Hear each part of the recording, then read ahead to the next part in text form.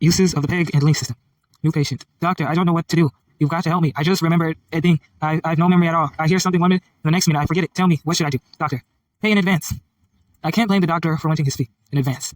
In the above anecdote, but I guess the most of us who forget to pay bills do so because we don't want to remember them. According to Austin O'Malley, a habit of debt is very inferious to the memory. Unfortunately, we are usually soon reminded of debts. If you grasp the idea behind the link and peg system of memory, you have learned 2 of the 3 things that your training memory will be based upon. The third is the system of substitute words or substitute dots, which I will discuss in later chapters. You can start applying what you've learned immediately if you want to. Not particularly for remembering debts, which I'm sure you'd rather forget, but perhaps for memorizing the errands that you have to do for each day. If you usually write out your shopping list, why not try to memorize it with the help of the link system? Simply link the first item to the second item to the third item, so on down the list. You can memorize an entirely different list the next time you go shopping without fear of confusion. The beautiful thing about the link method is that you can forget a list whenever you wish. Actually, when you can forget a list whenever you wish, when you memorize the second shopping list, the first one fades away. You can, of course, retain as many lists of links as you desire. The mind is the most fantastic machine. It can be compared to a filing cabinet. If you want to memorize a list of items with a link system, which you want to retain, you can. If you want to forget the list, you can.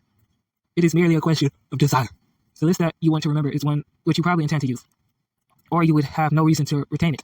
The use of the list itself will tend to etch it into your memory if it happens to be a list that you do not intend to utilize right away, but which you feel you want to retain for the future use. You can do that. You too. You would have to go over the list in your mind the day after you memorized it. Then go over it again a few days later. After doing this a few times, you have filed the list away, and it will be ready when you need it. We all realize, of course, that it is sometimes necessary to forget. Benjamin Disraeli, when asked about the favor showed him by royalty, said, "I observe a simple rule of conduct. I never deny, I never contradict." I sometimes forget. This, however, is the question of diplomacy, not memory. And I know that you're reading this book not to be taught how to forget, but how to remember.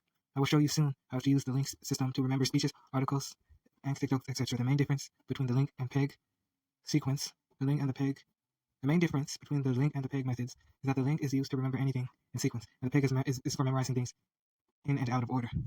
You may feel that you have no need for the peg system, since you don't have to remember anything out of order. Believe me when I tell you that you definitely should learn the peg system thoroughly. It will be extremely useful for remembering telephone numbers, style numbers, long distance numbers, addresses. As a matter of fact, the peg system will aid you in remembering anything that has to do with numbers in any way. Besides, it will enable you to do some fantastic memory stuff for your friends. Although I intend to go deeper into memorization, memorizing schedules as appointments for the week, day, or month. In later chapters, I can show you how to apply what you have already learned to this problem. Right now, you can use either the peg or link method, or one in conjunction with the other.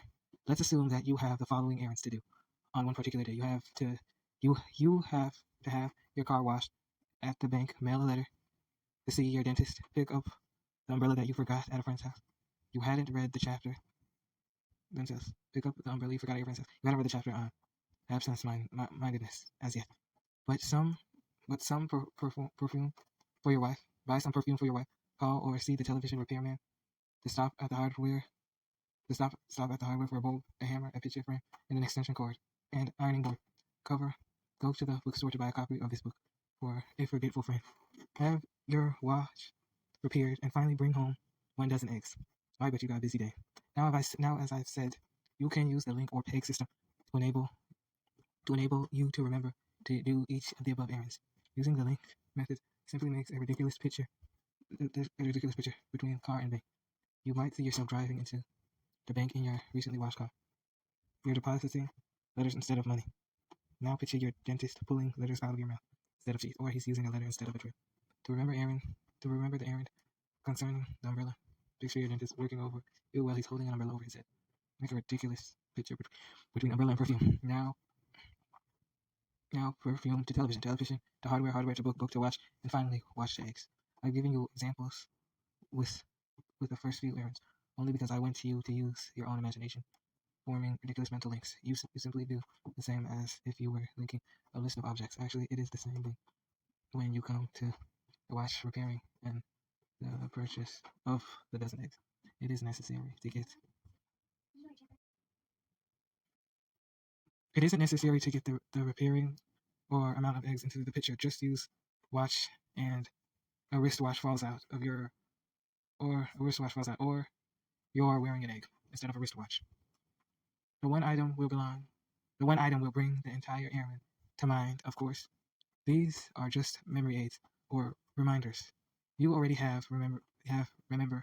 You already have remembered that you must repair the watch, or that it is a dozen eggs that you need. Thinking of or being reminded of watch and egg is all that is necessary to start off on your errand. When you get to the hardware store, you have to buy 5 items. Make a separate link of these 5. You can start by seeing a large bulb as the proprietor of the store. You break him with a hammer. You frame a hammer and hang it on your wall, and so on. To ironing board cover, after you have linked all your errands for the day, all you have to do is complete one, and that will remind you of the next, and so on. However, you needn't do all these errands in sequence just because you use the link method to remember them. That might make it a little inconvenient unless you arrange your errands accordingly. No, you can do them in order. You do any order you like.